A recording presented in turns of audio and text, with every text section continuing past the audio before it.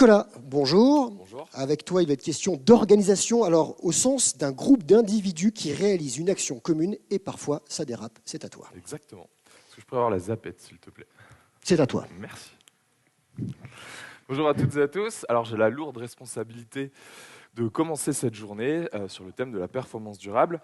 Et mon sujet à moi, c'est de me dire, ok, il faut que les entreprises soient durables, mais à la base, qu'est-ce qui fait qu'elles sont fragiles?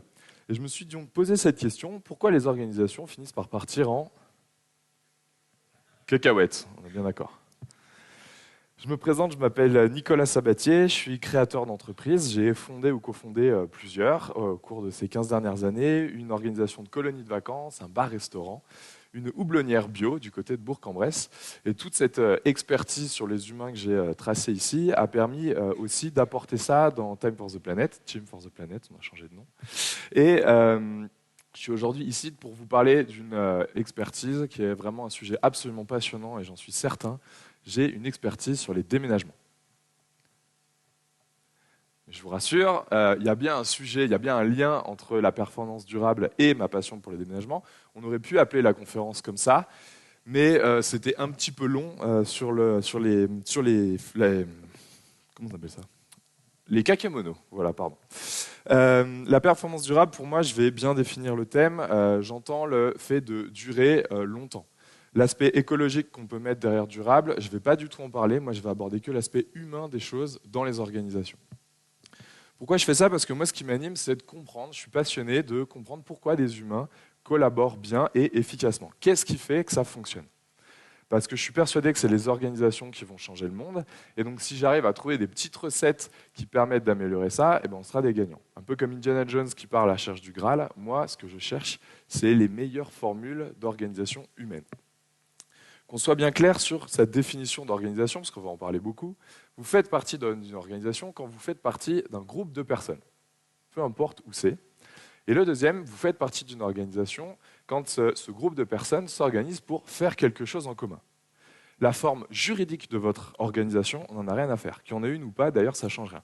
Vous êtes au boulot, en association, vous êtes dans un service d'une organisation, d'une société ou juste entre amis, vous faites partie d'une organisation.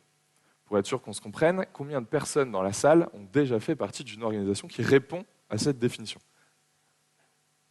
Ok, beaucoup. Un monsieur qui jette sa main de façon... pour autant, dans une organisation, ça peut arriver, alors qu'on est censé tous être là pour réussir un projet commun, ça peut arriver que ça dérape, on ne se sent pas forcément bien dans une organisation, ce qui est un peu étrange. Là encore, est-ce que parmi vous, il y a des personnes qui, parfois, dans leur vie, se sont senties mal au sein d'une organisation? Ok, donc là encore, on voit que c'est relativement fréquent. Il y a des gens qui sont chanceux, ça ne leur est jamais arrivé. Mes intentions aujourd'hui, j'en ai deux pour vous. La première, c'est de vous présenter une grille de 12 points qui fait que quand on ne les traite pas et qu'on vient les accumuler au sein de son organisation, l'organisation peut partir en cacahuète. La deuxième, c'est vous présenter quelques points, mais de façon assez sommaire, parce que bien évidemment, c'est beaucoup plus complexe que ça et ça mérite du temps, mais quelques points à vérifier pour faire que son entreprise puisse être la plus durable et pérenne possible. C'est là qu'on m'a dit pas bourriner quand ça ne marche pas. On a bien fait de me le dire. C'est bon. Parfait. Je fais le malin avec mon histoire de déménagement, mais pourquoi je vous parle des déménagements? Déjà, c'est la plus petite organisation qui fait que on a tous à peu près vécu et donc on a un point commun pour en parler. Un déménagement, ça requiert tout ce qui compte dans une organisation. Le premier élément, c'est une action simple. Il faut déménager des meubles d'un endroit à un autre. La deuxième, il va y avoir un ensemble de sous-actions. Il va falloir porter, il va falloir conduire, il va falloir ranger, éventuellement cuisiner. Ensuite, on va être confronté à plein de personnes qu'on ne connaît pas. On ne choisit pas non plus sa famille ni ses collègues. C'est pareil dans un déménagement. Il va y avoir tout un tas de rôles variés. Un rôle, c'est un pouvoir qui est conféré à une personne, entre la personne qui va conduire, la personne qui va coordonner, la personne qui va cuisiner. Et puis on va gérer plein d'imprévus, notamment la fameuse place de parking qui a disparu, le sac de vis également qui a disparu, et puis le très classique, comment on a fait les gars pour rentrer ce meuble il y a 6 ans, parce que là il ne sort plus et je ne m'en souviens plus. Bien évidemment, je vais vous parler de déménagement, mais moi ce qui compte, c'est que vous soyez en capacité de faire des parallèles tout le temps entre vos organisations et mon histoire de déménagement. On y va. Samedi, le déménagement en général, 8h du matin, je sonne chez Axel. Je gravis les 3 escaliers, arrive à hauteur de la porte d'entrée qui est entrouverte. À ce moment-là, je comprends qu'Axel est sous la douche et que Camille cherche les ciseaux. T'inquiète Nico, on arrive, va dans la cuisine, fais-toi un café. Je ne collais pas à l'appartement, je tâtonne, finis par trouver la cuisine, mais je ne trouverai jamais le café ni la cafetière. Ce moment-là, c'est celui de l'accueil. L'accueil, c'est ce qui va marquer notre cerveau sur quand on va rentrer dans une organisation. On s'en souviendra toute notre vie. Et du coup, la capacité de faire préparer un bon ou un mauvais accueil va nous marquer, va nous influencer. Je suis à peu près sûr et certain que dans un restaurant, vous avez déjà eu un a priori négatif ou positif sur ce que vous alliez manger avant même d'y goûter, juste par une qualité d'accueil. Petit à petit, la cuisine se remplit, elle devient d'ailleurs de plus en plus petite, et on se retrouve rapidement à 10 dans cette cuisine. 10 plus Axel, plus Camille, ça fait 12 pour déménager un T2 de 50 mètres carrés. Et là, je vois déjà, j'ai divisé la salle, il y a une partie qui sourit, voire qui rit, et puis des gens un peu plus dubitatifs. C'est de ma faute, je suis tellement un geek du déménagement que j'oublie de préciser certaines choses. Dans un déménagement, quand on se retrouve à être beaucoup trop nombreux, et ben en fait, on vient perdre en efficacité. En fait, la personne qui a organisé le déménagement n'a pas adapté les besoins aux ressources humaines. C'est assez simple à comprendre finalement. Quand vous partez pour un week-end entre amis, vous n'invitez pas votre pote relou qui tire tout le temps la gueule. J'ai un problème avec le micro ou ça va? C'est bon? Vous ne l'invitez pas. En revanche, dans le travail, c'est pareil. En général, on ne va pas sur-embaucher des gens. Les besoins de l'organisation sont adaptés. Parfois, ça peut arriver quand même quand il y a trop de personnes, il y a des risques de bore-out, d'ennui au travail. Là où ça se ressent beaucoup plus souvent, c'est dans les associations. Là, je ne sais pas pourquoi, on va avoir tendance à accumuler les bénévoles un petit peu comme on accumule des noisettes. À mon avis, c'est parce que dans une association, on n'ose pas dire qu'on n'a pas de besoin et qu'on préfère se dire, bon, au cas où un jour j'ai besoin de quelqu'un, je préfère les avoir sous le coude. Mais le problème, c'est que c'est un piège, parce qu'une fois qu'on est à l'intérieur de cette organisation, comment est-ce qu'on part? Imaginez-vous au milieu du déménagement, vous ne servez à rien. Allez, ciao les gars, je m'en vais. Bon courage. Ça ne se fait pas et on est un peu piégé. Là, je me suis intéressé à toutes les personnes qui étaient au sein de cette cuisine. Il y avait Daniel. Il faut que je l'écarte. Comme ça, vous me dites. Hein. Il y avait Daniel. Daniel, à partir du moment où Camille a besoin de Daniel, Daniel est là. On a également Emmanuel. Emmanuel adore le sport. Et un déménagement, c'est un peu une salle de crossfit à ciel ouvert. Gaël adore conduire les camions. Frédéric a monté une entreprise de déménagement de piano et sera la seule personne payée de ce déménagement. Il y a également Joël qui adore les grandes bouffes festives à la fin d'un déménagement. Kim est là en week-end chez son ami Gaël, se remet d'une rupture amoureuse. Peut-être qu'il y aura une belle rencontre au cours de ce déménagement. Quant à Lou et Maël, c'est un peu particulier. Ça fait 2 ans qu'ils se sont embrouillés avec tout le groupe et c'est la première fois qu'on les revoit. Et enfin, il y a Nikita. Nikita parle russe. Nikita est en stage dans l'entreprise d'Axel. Je ne parle pas russe. Je ne peux pas vous dire pourquoi Nikita est là. À ce moment-là, ce qui est hyper important également, c'est de distinguer l'organisation des individus qui la composent. En général, un chef d'entreprise, il est passionné par son projet, il est hyper impliqué. Sauf que quand il se rend compte ce n'est pas forcément le cas de ses salariés, ça peut créer des tensions. À la sortie du Covid, j'ai rencontré beaucoup de dirigeants qui se sentaient un petit peu tristes, vraiment, quand ils se rendaient compte que leurs salariés ne voulaient pas revenir travailler dans les bureaux. En fait, ils se rendaient compte qu'ils n'avaient pas le même attachement que eux au projet. De même, il y a souvent des dirigeants et des dirigeantes qui trouvent les salariés quelque peu ingrats de ne pas s'impliquer autant. Mais ça marche aussi de façon horizontale, dans un groupe d'amis ou dans une association, quand on vient reprocher aux uns aux autres de ne pas faire assez. C'est l'exemple, quelque part, et je vous le fais en résumé, c'est l'histoire, la parabole des tailleurs de pierre. Il y a 3 personnes qui travaillent sur un chantier pour construire une pyramide, et quand on va voir le premier, il fait ce boulot parce qu'en fait, c'est le seul où on a voulu de lui. Le deuxième, il fait ce boulot pour nourrir sa famille, et le troisième, quand on lui demande pourquoi il fait ça, il a un grand sourire et il dit « moi, je construis une pyramide ». Ce qui est hyper important, c'est de comprendre qu'on a besoin de toutes ces personnes pour faire cette pyramide. On a besoin d'une locomotive qui est le troisième, et on a besoin de gens nombreux pour aider cette personne. Le fait de verbaliser que les motivations sont différentes peut hyper souvent apaiser les relations. Ça, c'est mes slides orange. Personnellement, j'adore le orange. Ma compagne déteste. Du coup, je me suis dit, ça tombe bien, au moins les gens y retiendront. Parce que c'est ça les slides importantes. Il y en aura 3 grosses. La première, c'est ce qui va constituer la création de l'organisation. Je vais les aborder de façon assez sommaire parce que bien évidemment, c'est presque des missions de conseil, mais j'aimerais que vous repartiez quand même avec quelques petits éléments, quelques petites inceptions pour vous, pour vos organisations. La première, c'est l'accueil. Se poser la question, est-ce que dans mon organisation, il y a des choses qui sont en place pour accueillir les gens et est-ce qu'elles sont satisfaisantes, suffisantes? La deuxième, c'est est-ce que dans mon organisation, il existe des gens qui ne font rien, s'ennuient? Est-ce qu'il y a des tâches qui sont faites ou mal faites? Ça peut vouloir dire que les besoins ne sont pas adaptés. Enfin, dans les organisations qui composent, quelle est la motivation personnelle des gens? Est-ce qu'il y a des gens qui freinent? Est-ce qu'il y a des gens qui se surinvestissent? Et vous avez a priori tout un panel aussi d'implications. Axel et Camille finissent quand même par nous rejoindre dans la cuisine. Là, il est quand même 8h45, ça fait 3/4 d'heure que je poireaute. Et là, ils rentrent dans un tunnel de l'enfer où ils commencent à nous expliquer pourquoi ils ont dû changer d'appartement, comment ils ont trouvé celui-là, pourquoi c'est le meilleur et pourquoi le nouveau quartier dans lequel ils sont est absolument génial. Personnellement, j'en avais vraiment rien à faire. Je serais venu une demi-heure de plus, donc là, on commence à être 1h15 de sommeil perdu. Mais soit. Ces moments-là, les avez toutes et tous connus. C'est cette fameuse prise d'otage dans des réunions où il y a quelqu'un qui nous redescend de l'information qui ne nous sert absolument à rien pour nos tâches. Au mieux, cette personne, elle est là pour se rassurer elle-même sur ses choix. Au pire, pour justifier que ses choix sont les meilleurs. Ce qui se passe, c'est que nous, pendant ce temps, nos tâches, elles n'avancent pas. À un moment, une voix émerge, Pora nachinyat netakli, qui signifie en russe, il serait peut-être temps d'y aller, non? Merci. Axel confirme, en effet, on n'est pas là pour visser des framboises. Enfin, on y va. Mais je voulais vous demander comment vous voulez qu'on fasse. Et de nouveau, une demi-heure de tunnel de l'enfer, entre ceux qui disent qu'il faut faire une chaîne, se relayer, se spécialiser, garder le camion ou pas, l'horreur. De nouveau, Pora nachinyat netakli, Axel dit on y va, et c'est parti. Enfin. Mais le plus drôle dans tout ça, c'est que de toutes les propositions qu'on a fait pendant une demi-heure, il n'y en a aucune qui a été tranchée, et donc on est parti à l'arrache totale, comme avant la réunion. Dans ces cas-là, dans ces réunions de l'enfer, il y a deux choses qui existent. La première, c'est de confondre une finalité et un moyen d'action. La finalité, c'est assez simple, c'est se mettre d'accord sur où on va, c'est le sommet de notre montagne, c'est le quoi. Et le comment, c'est les routes qui y vont. Mais le truc, c'est qu'il y a plein de routes qui y vont. Ça ne sert à rien de se prendre la tête là-dessus. Il y a la route qui est la plus sûre, la plus belle, la plus rapide. Et le risque, quand on confond une finalité et un moyen d'action, c'est de trop parler et de rester comme des cons sur le parking. Deuxième élément, c'est les brainstorming. Quand on accumule des idées, vous pourriez en avoir 1 milliard d'idées, et les meilleures du monde, à partir du moment où vous ne mettez rien en œuvre, il ne va absolument rien se passer, malheureusement. Il ne suffit pas d'avoir des idées. Dans ces cas-là, dans vos organisations, vous avez deux typologies de personnes. La première qui s'éclate à balancer plein d'idées. Génial, prend plein de place, parle. Globalement, on sait que ce n'est pas du tout des bonnes idées, mais voilà.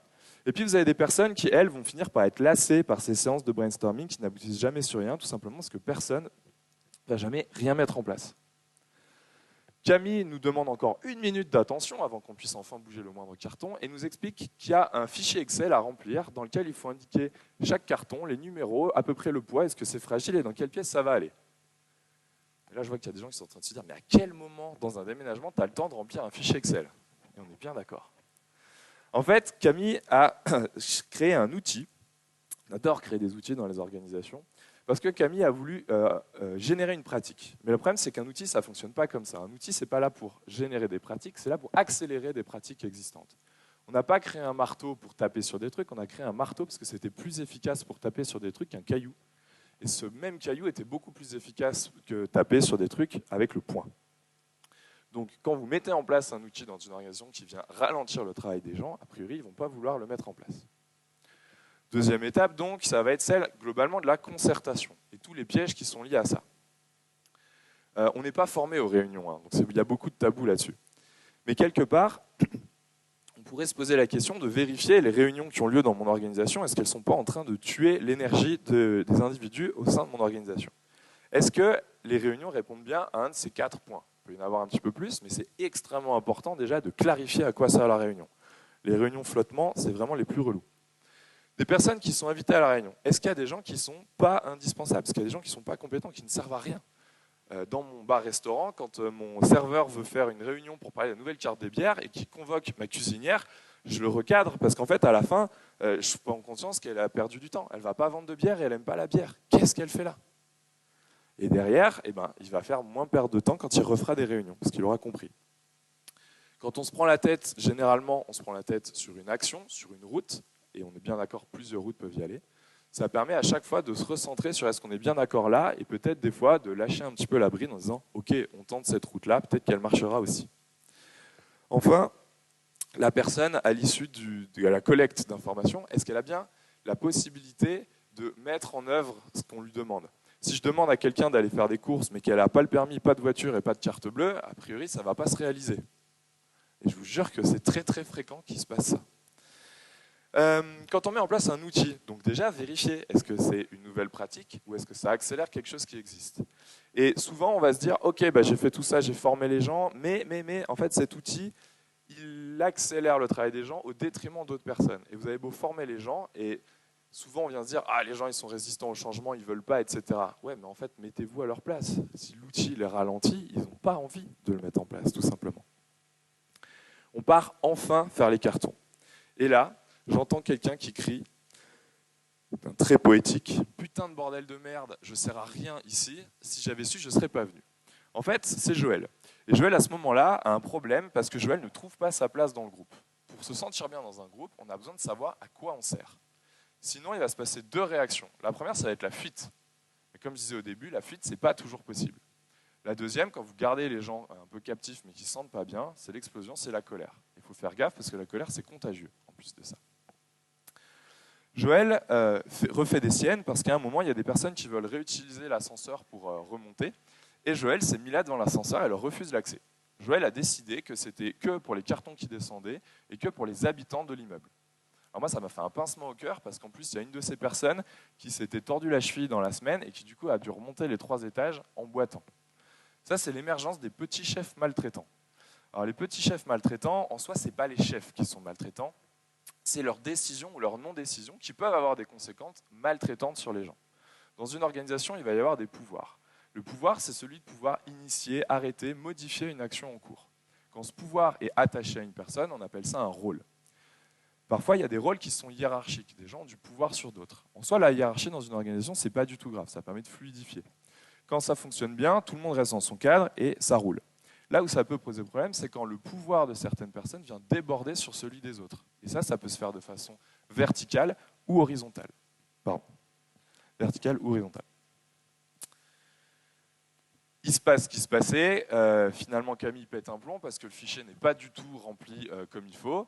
Et Camille décide de se mettre devant la porte de l'appartement avec l'ordinateur et instaure une sorte de douane sortante avec nos cartons. Ça ralentit sacrément le déménagement. Ça m'a intéressé quand même de savoir pourquoi Camille avait décidé de faire ça. Et en fait, Camille m'explique que quelques années avant, Camille a subi un traumatisme parce que Camille avait le bras cassé. Et au moment où tous ses potes sont partis de l'appartement et qu'on passe notre première soirée dans un appartement qui a été déménagé, on a besoin de quelques produits de nécessité qu'on ne retrouve pas. Avec un bras cassé, c'est encore plus galère. Donc cette fois, Camille ne voulait pas revivre ça et a donc décidé de créer toute cette usine à gaz pour son propre confort. Je parle de confort parce que c'est ce qui s'appelle une solution de confort. Dans une organisation générale, l'énergie entière de tous les individus qui la composent va vers un but commun. Mais parfois, dans des organisations, vous avez une personne ou un groupe de personnes qui va détourner une partie de cette énergie pour leur propre confort au sein de l'organisation. L'exemple qu'on connaît tous, et je sais de quoi je parle, c'est le bar. Quand il y a un service au bar dans un restaurant, on comprend bien que ça fait économiser de l'énergie aux serveuses et aux serveurs, et ça fait économiser de l'argent aux patrons et aux patronnes. En réalité, ceux qui subissent finalement cette solution-là, c'est nous, parce que nous, on veut passer le maximum de temps avec nos potes, et toutes les heures, on doit couper une discussion, aller faire la queue et perdre du temps. Je mange un petit croissant, parce que les derniers cartons sont enfin dans l'escalier. Et là, je m'aperçois qu'Axel n'a pas porté de carton depuis le début. Et Axel, c'est pas lui qui avait le rôle de coordination. Ça, c'était Daniel qui s'en occupait. Quand on avait un problème, on allait voir Daniel, on avait une réponse, bam, ça filait droit. Non, en fait, quand j'y repense, Axel s'est fait engueuler par Camille au début, parce qu'Axel a pris un carton, l'a fait tomber. Et après, il n'a plus jamais rien osé toucher. En fait, il a fui ses responsabilités. Dans une organisation, quand vous avez des individus qui tiennent leur rôle, en général, l'action va au bout. Mais quand vous avez une somme d'individus qui ne tiennent pas leur rôle, en général, ça ne fonctionne pas. Dans ce cas-là, dans un déménagement, ce n'est pas très grave, c'est assez simple, horizontal, il y a du dépassement de rôle, du dépassement de fonction, et on finit par compléter et on aboutit à une solution. Mais dans une organisation plutôt pyramidale, imaginez quand le travail de certains dépend de la décision ou non-décision d'autres personnes, les conséquences peuvent être vraiment plus graves. Et là, c'est vraiment le cœur de ce que je voudrais apporter, c'est que très souvent, on va se dire, dans les organisations, il y a des choses qui ne fonctionnent pas, c'est des problèmes de process, c'est des problèmes de façon de communiquer, mais en réalité, c'est surtout des problèmes d'individus au sein de cette grande organisation, des petits grains de sable dans les rouages. Et là encore, il y a des choses hyper intéressantes à voir, observer pour prévenir le dérèglement de l'organisation.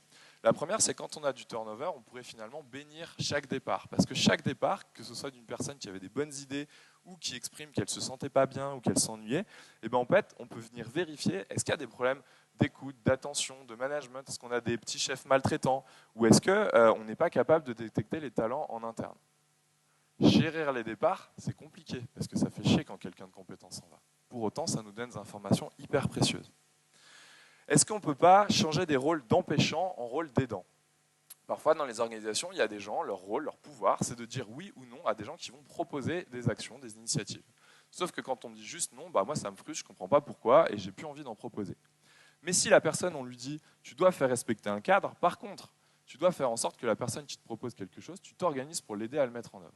Et bien là, ça donne beaucoup plus de sens, déjà à son métier, mais aussi à la relation entre les personnes. Parce que moi, une personne qui m'aide, bah, je trouve ça sympa. Une solution de confort, les solutions de confort, il y en a plein dans toutes les organisations. Le fait de les faire sauter, c'est quelque chose d'extrêmement utile parce que en fait, les gens les plus impliqués, en règle générale, à mesure qu'on rajoute des solutions qui les freinent, qui les ralentissent, ça leur fait perdre du goût à leur métier et du plaisir. Quand on les chasse, on augmente les chances de les garder en interne.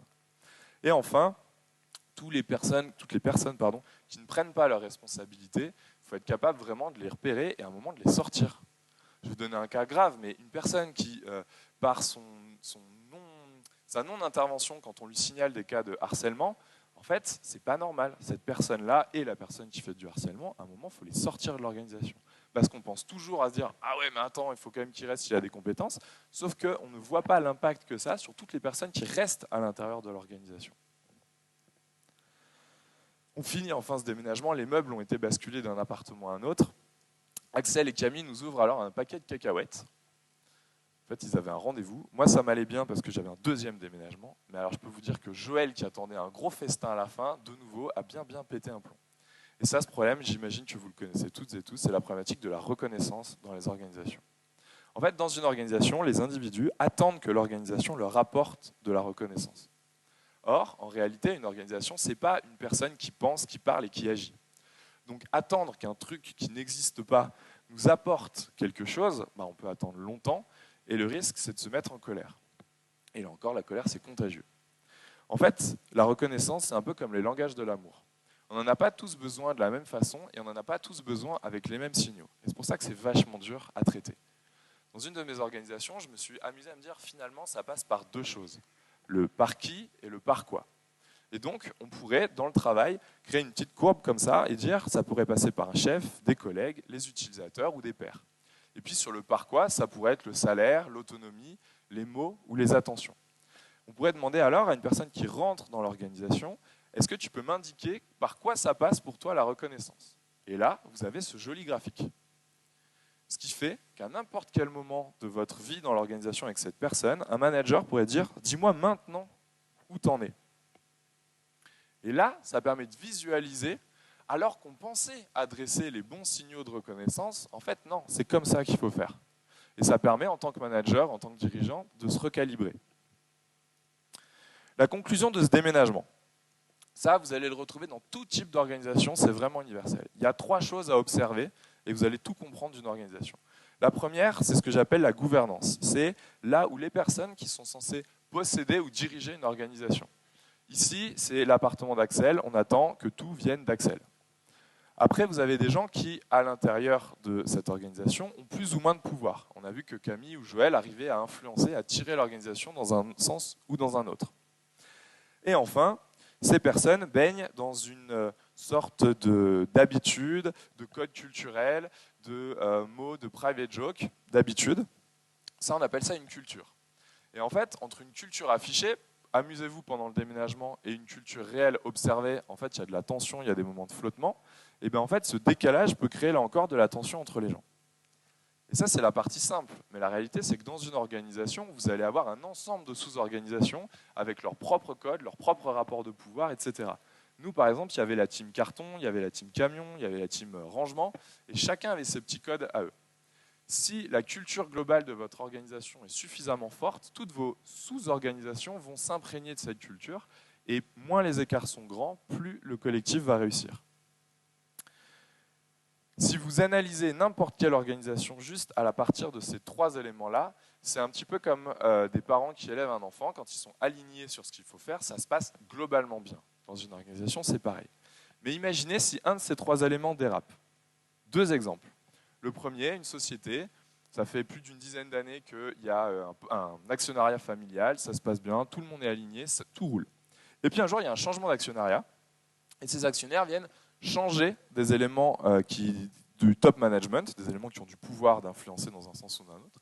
Et tout d'un coup, il y a énormément de salariés qui sont complètement perdus à l'intérieur de cette organisation, qui ne se retrouvent plus dans la culture. Ça fonctionne beaucoup moins bien. Et on peut le faire à l'inverse, on peut partir de la base. Par exemple, dans une association, vous avez des salariés qui vont donner plein de petites tâches complètement ingrates à vos bénévoles, qui finissent par s'énerver, à remonter ça au conseil d'administration qui est la gouvernance et qui les représente, et ça va recréer une tension entre cette gouvernance et les salariés qui ne comprennent pas pourquoi on leur dit quoi faire alors qu'ils ont le droit de décider. En fait, la conclusion de tout ça, générale, et qui va rejoindre la performance durable, quand on ne peut pas parler d'organisation sans aborder la notion d'intelligence collective.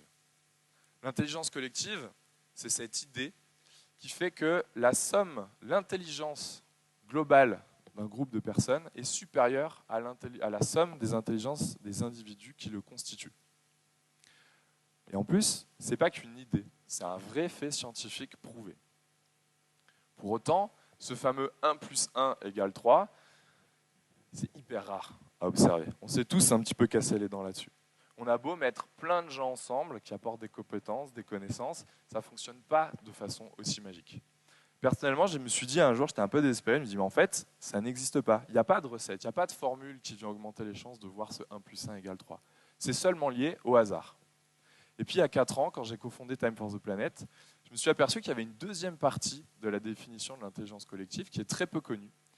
Elle dit que l'atteinte de l'objectif commun va dépendre de la qualité d'interaction entre les membres. Et si vous regardez bien, les 12 points que je vous ai cités précédemment, ils ont tous une influence sur la relation interpersonnelle entre les membres d'une organisation. Or, si vous ne traitez pas ces points et qu'ils viennent tous s'accumuler, qu'il y a plein de problèmes qui viennent s'accumuler sur ces 12 points, en fait, petit à petit, vous allez avoir des éléments qui vont quitter votre organisation et votre organisation va s'assécher littéralement de l'intérieur. En fait, si on veut avoir une organisation durable, performante, il y a quelque chose qu'il faut cultiver comme un trésor, garder comme un trésor, c'est ce lien entre les personnes. Parce qu'en fait, ce lien entre les personnes, c'est littéralement le ciment dans votre organisation qui va unir les gens. Et ce ciment, personnellement, je l'appelle l'amour. Je conclurai par une citation de Antoine de Saint-Exupéry. « La pierre n'a point d'espoir que d'être autre chose que pierre, mais de collaborer, elle s'assemble et devient temple ou pyramide. » Merci. Merci beaucoup, Nicolas. Parler d'amour, de pyramide, de pierre. Merci encore à toi. Merci. Bonne journée. Je suis là toute la journée et je serai là ce soir également. Donc,